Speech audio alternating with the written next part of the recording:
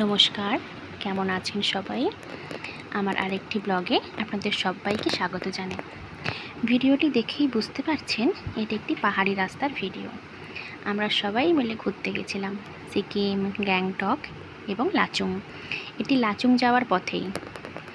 দেখুন, পাহাড়ের মাঝ বরাবর একটা নদী গেছে। এটা হচ্ছে তিস্তা নদী। দেখছেন কত খাদ, দেখছেন? পাহাড়ি রাস্তা যেতে যেমন মজা লাগছিল, সেরকম প্রথম ট্রিপ ভয়টাও বেশ ভালোই ছিল সবার মধ্যে। ভিউটা সুন্দর লাগছিল বলে ভিডিওটা করেছিলাম। এটা হচ্ছে তিস্তা নদী। এই তিস্তা নদীটির শাখা কিন্তু প্রচুর।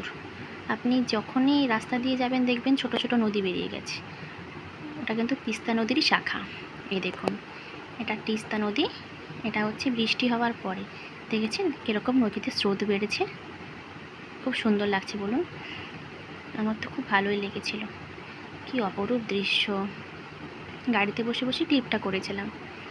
এই ভিউটা সুন্দর লাগছিল লাচুং যাওয়ার পথে, মানে লাচুং যাওয়ার আগের মুহূর্তই এই ভিডিওটা। ভিউটা সুন্দর লাগছিল বলে আকাশের এই ভিডিওটা আমি করেছিলাম।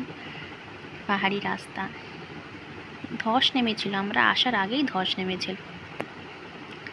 দেখেছেন কি সুন্দর ভিউ পাহাড়ের। আর এটি হচ্ছে যাওয়ার পথে একটি মার্কেট বসে, ওখানকার লোকাল মার্কেট। আর ঝর্ণাটাও ছিল বলে ভিডিওটা করেছিলাম। আর এটি হলো ওখানকার সুন্দরী ফুল। কি সুন্দর দেখুন ফুলটা, যেতে আসতেই চোখে পড়বে।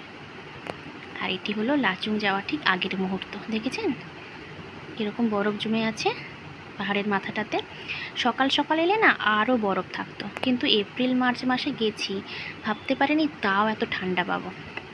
এত কুয়াশা ঠান্ডা, কি করে ড্রাইভার গাড়ি ড্রাইভ করে নিয়ে আসবেন বলুন তো?